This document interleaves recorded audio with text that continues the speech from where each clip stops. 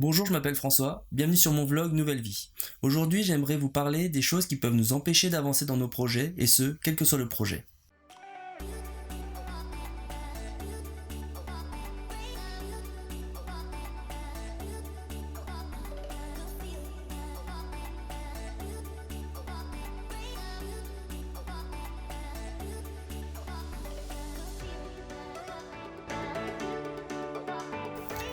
Quand je parle de projet, j'en parle au sens large. Ça peut être un petit projet ou un grand, ça peut être un objectif de perte de poids, ça peut être l'envie de se mettre à un sport, ça peut être une envie de changer de travail ou encore un investissement.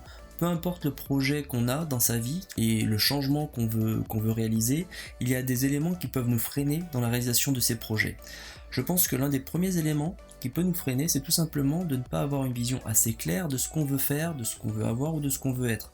Quand on a un objectif, il faut pouvoir le détailler. Si on veut perdre du poids par exemple, il faut se fixer un nombre de kilos qu'on veut perdre. Si on veut se mettre à un certain sport, il faut se fixer un objectif peut-être dans l'atteinte d'un certain résultat. Si on veut changer de travail, il faut se dire à partir de quand on veut changer, quel salaire on vise, etc. Tout ça permet de mieux se fixer nos idées et finalement de trouver plus facilement les solutions pour atteindre les objectifs, parce qu'ils sont chiffrés, il y a une vraie cible. La deuxième chose qui peut nous freiner, une fois qu'on a fixé ces objectifs et qu'ils sont détaillés, c'est que on peut avoir tendance à se trouver des excuses pour ne pas se lancer. On est trop jeune, ou bien alors on est trop vieux, ou c'est trop compliqué, ou encore on n'a pas assez de temps. Tout ça sont des croyances. Tous ceux qui réussissent dans des business ou dans des objectifs de perte de poids par exemple, ou peu importe, ils sont comme nous, ils ont 24 heures par jour et ils organisent leur temps pour atteindre ces résultats. Donc dire qu'on n'a pas le temps de faire quelque chose, c'est juste ne pas s'organiser pour le faire et ne même pas chercher à s'organiser pour le faire. On va s'arrêter sur le fait que on a une journée chargée et on peut rien y faire. Si, on peut y faire quelque chose, puisque cette journée elle est chargée parce qu'on a des habitudes aujourd'hui et on veut justement un changement, donc on peut adapter son temps. De même pour ce qui est de l'âge, quand on regarde un petit peu les exemples autour de nous, on est certain de pouvoir trouver quelqu'un qui a commencé une discipline très tôt ou très tard. Donc finalement l'âge c'est une barrière psychologique qu'on se met nous-mêmes. Et puis l'excuse de c'est trop compliqué, oui, il y a des choses qui sont compliquées, on a des choses qu'on a envie de faire qui peuvent être difficiles. Mais ces choses difficiles, elles peuvent être divisées en différentes tâches plus simples, et on peut progresser, on peut apprendre, et au fur et à mesure atteindre ses objectifs. Donc, le fait de se trouver des excuses, en fait, c'est se donner une limite avant même d'avoir commencé quoi que ce soit. Toutes les excuses que l'on se donne sont très souvent liées à la peur. En fait, la peur est quelque chose de normal et c'est peut-être l'un des plus grands freins dans la réalisation de nos projets. La peur est naturelle, pourquoi ? Parce que tout changement dans notre vie veut dire de l'inconnu. Et il est normal d'avoir peur de l'inconnu, on ne sait pas à quoi s'attendre, on ne sait pas à quelle sauce on va être mangé. Il y a quand même une façon de lutter contre cette peur. Tout simplement, par rapport à un projet donné, c'est peut-être de se renseigner sur le processus pour atteindre nos objectifs. On peut se renseigner à travers l'expérience de d'autres personnes qui ont peut-être réalisé cela avant nous. Et le fait d'apprendre un peu plus sur ce qu'on va faire, d'avoir les différentes étapes, ça réduit l'inconnu et donc ça réduit aussi les craintes fortement. Il restera toujours quand même de la peur. La deuxième chose à faire pour pouvoir vaincre sa peur, c'est le premier pas. C'est comme quand on était enfant et qu'on avait peur de plonger dans une piscine, il a fallu se pousser et puis finalement le premier pas est fait, on a plongé et on se rend compte que c'était pas si méchant que ça. Et du coup on peut le refaire facilement derrière sans peur. Dans tous les projets ça va être pareil, le premier pas est le plus difficile parce que on commence vraiment quelque chose de nouveau et on sort de sa zone de confort et on n'a pas l'habitude de le faire. Et puis finalement, du mouvement naît l'action. Avec ce premier pas, on se rend compte que c'était pas si difficile, il faut continuer, ou alors justement, on se rend compte que ça y est, le premier pas est enclenché et on peut plus s'arrêter comme ça, il faut dérouler.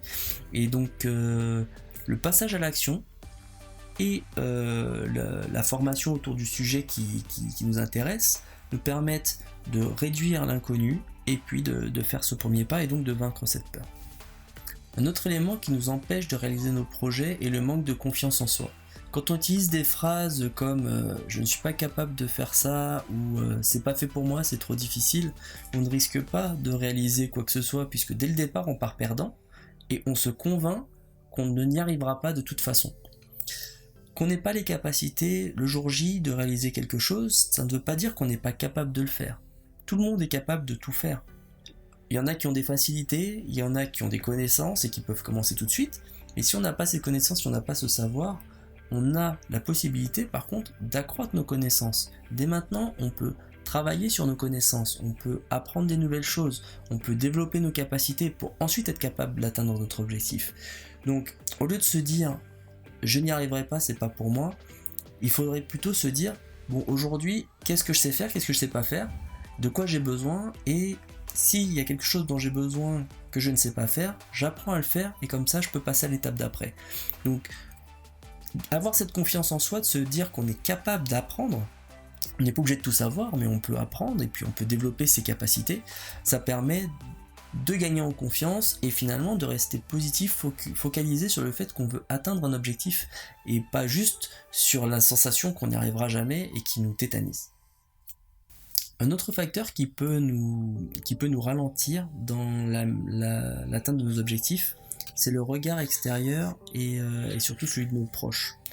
Il arrive souvent qu'on parle de certains de nos projets à de la famille ou à des amis, et quand ces projets sortent un peu de l'ordinaire, il y a toujours quelqu'un pour nous déconseiller de le faire, pour nous lister l'ensemble des risques qu'ils imaginent, pour nous expliquer tous les problèmes qu'on va rencontrer ou pour nous donner l'exemple de quelqu'un qui a essayé et qui n'a pas réussi. Très souvent, c'est plutôt de la bienveillance de la part de cet ami ou de ce membre de votre famille, parce que la personne s'inquiète pour vous et le problème c'est qu'elle vous transmet ses peurs. Dans ces moments-là, on n'a pas besoin d'avoir des peurs supplémentaires, on a déjà nos propres peurs, on a besoin de soutien. Le plus efficace pour faire face à ce problème, je pense que c'est de discuter de ce type de projet uniquement avec des gens qui sont dans ce secteur ou qui ont déjà réalisé ce type de projet ou qui sont intéressés pour pouvoir plutôt s'émuler et essayer de trouver les solutions. Il y aura peut-être des conseils et puis des choses à éviter, mais je pense qu'il y aura beaucoup plus de positif dans le discours et on aura plus quelqu'un qui va nous encourager que quelqu'un qui va nous mettre des freins. Pour réaliser ces projets, il faut également être convaincu que ces projets vont aboutir. Faut y croire à son projet.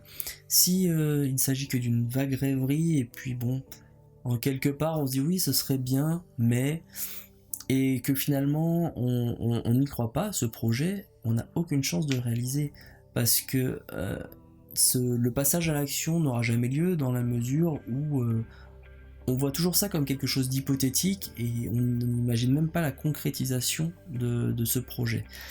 Pour rendre les choses concrètes, il faut avoir une certaine idée des chiffres, il faut savoir, je prenais l'exemple de la perte de poids au départ, on veut faire un certain régime, il faut peut-être connaître juste quelqu'un qui a déjà fait ce régime-là et discuter avec lui des avantages, des inconvénients, des résultats. Faut regarder des chiffres quand il s'agit d'une entreprise qu'on veut créer, faut analyser son marché, il faut se donner tous les éléments nécessaires pour être convaincu que ça va fonctionner et pour se motiver à lancer la machine. Si on n'a pas cette conviction que les choses fonctionneront, on ne pourra pas avancer dans notre projet. Dans beaucoup de projets, il y a des problèmes qui arrivent au fur et à mesure. Et si on n'est pas convaincu qu'on arrivera à notre objectif, on a du mal à trouver des solutions par rapport à ces problèmes. Quand on est focalisé sur le résultat, quand on est focalisé sur l'objectif et qu'on a une difficulté, le cerveau se met en marche et on arrivera à trouver une solution pour sortir de l'impasse. Quand on ne croit pas à son projet, le moindre petit pépin va nous arrêter sur notre route. Bon, même quand on est 100% convaincu de son projet, qu'on a réussi à vaincre ses plus grandes peurs et qu'on est prêt à se lancer, il y a encore quelque chose qui peut nous freiner, et cette chose c'est la paresse. La paresse c'est quelque chose de naturel chez l'homme. On a tendance à ne pas vouloir se fatiguer pour rien, et ce qui est plutôt du bon sens. Le problème c'est que quand on a un projet en tête, quand on a de nouveaux objectifs, il faut changer ses habitudes. Et donc il faut réussir à lutter contre cette paresse. Il est très facile d'avoir une tendance à procrastiner quand on a décidé de changer. Je prends l'exemple du sport, on a décidé de se mettre à la course. Le début est difficile. Et donc un soir on rentre du travail, on se dit tiens je vais aller courir ce soir. Et puis finalement on se dit bon non j'irai plutôt demain, ce soir je vais plutôt me faire ma série Netflix. Et puis on procrastine. Et c'est vrai dans plein de secteurs, quand on a une activité à faire, quand ça demande un certain effort, on a tendance à vouloir la repousser. La manière la plus efficace, en tout cas sur mon expérience, de vaincre la procrastination, c'est de faire le premier pas. En fait, la première étape d'un projet, une fois qu'on l'a enclenché, la suivante semble plus simple. Quand on veut se mettre au sport, pas la peine de se cramer dès la première séance et de partir pour 1 heure de course, non. On va commencer par des petites sessions, peut-être 10-15 minutes si on arrive à bien tenir, et il faut surtout se donner une certaine régularité. Et par contre, une fois qu'on s'est donné ces petits objectifs et le rythme qu'on veut tenir, il ne faut jamais en démordre, il faut vraiment respecter ce rythme. Une fois que c'est devenu une habitude, on peut augmenter l'activité en question, passer à l'étape du dessus, et puis continuer avec cette étape jusqu'à avoir une nouvelle habitude, et puis au fur et à mesure comme ça amplifier. Donc j'ai pris l'exemple de la course, mais ça peut être pour n'importe quoi. On a un projet d'entreprise ou peu importe. La première étape, la création d'entreprise, le business plan, etc., c'est du travail, c'est des choses qui peuvent donner envie, et puis finalement quand on est face à son ordinateur, on n'a plus trop envie de se lancer. Il faut faire le premier pas. Une fois qu'on est lancé, une fois qu'on a commencé à réfléchir, les idées se mettent en place, les choses s'enchaînent, et finalement ça décolle. Et cette façon de lutter contre la paresse, finalement, faut réussir à la mettre en place à chaque fois qu'on sent qu'on procrastine, qu'on arrive à prendre un peu de recul et à se dire bon, là c'est vrai, c'est un peu compliqué, je suis conscient que j'ai pas envie de le faire, mais il faut que je fasse ce premier pas. Et souvent quand le premier pas est fait, le reste suit. Et enfin, la dernière catégorie des choses qui peuvent nous empêcher d'avancer sont celles sur lesquelles on n'a aucun pouvoir. Si on a la santé qui se dégrade, ou s'il y a une catastrophe naturelle ou peu importe qui nous empêche de nous lancer dans un projet et qui décale les choses, on ne peut rien y faire. Il faut réussir à faire face aux coups durs, et quand c'est possible à décaler le démarrage du projet. Et voilà, c'est tout ce qu'on peut faire finalement dans ces cas-là, puisqu'on n'a pas la main sur l'élément qui nous bloque. Voilà, pour faire le bilan de ce que j'ai dit aujourd'hui, excepté la dernière catégorie dont je viens de parler, des éléments qui sont extérieurs à nous et contre lesquels on ne peut rien, on n'a aucun contrôle, et qui peuvent effectivement nous ralentir dans nos projets. Tous les autres points dont j'ai parlé, finalement, nous avons le contrôle dessus, et c'est à nous de choisir comment faire face à ces difficultés. Premier point, les objectifs. Définir clairement des objectifs, c'est le meilleur moyen de les atteindre, parce que on a des cibles bien définies et on sait vers quoi on va.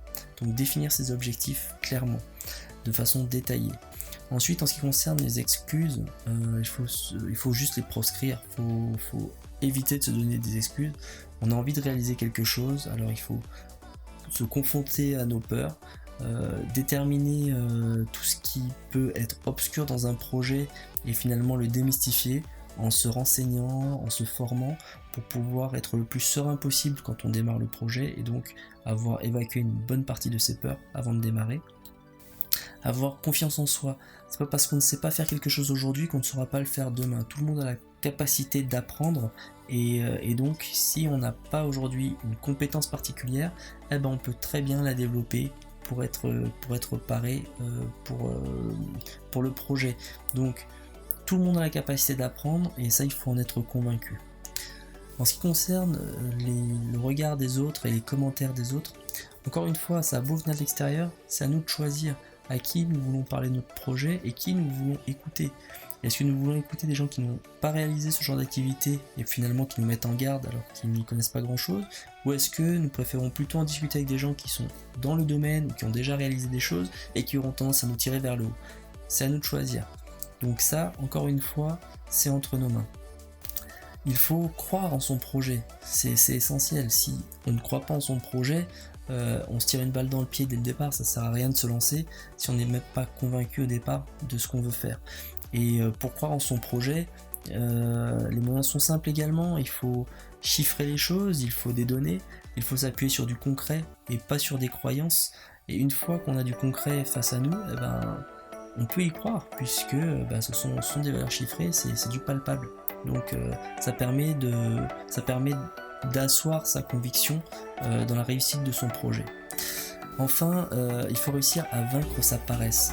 Vaincre sa paresse, c'est comme la partie vaincre ses peurs, c'est un travail à faire sur soi. La paresse est quelque chose de naturel, et pour pouvoir lutter contre, il faut changer ses habitudes. Et c'est quelque chose à mettre en place, c'est un process à mettre en place, une certaine discipline à se donner, et c'est un travail qu'on ne peut faire que seul, personne ne pourra le faire pour nous. Donc voilà, aujourd'hui, par rapport à tous ces éléments qui peuvent nous empêcher d'avancer, la principale personne qui peut nous aider à aller de l'avant et à surpasser tout ça, c'est nous-mêmes. Donc il faut savoir travailler sur ça. Voilà, c'est tout ce que j'avais à dire pour aujourd'hui. Merci de m'avoir suivi et à bientôt. Au revoir.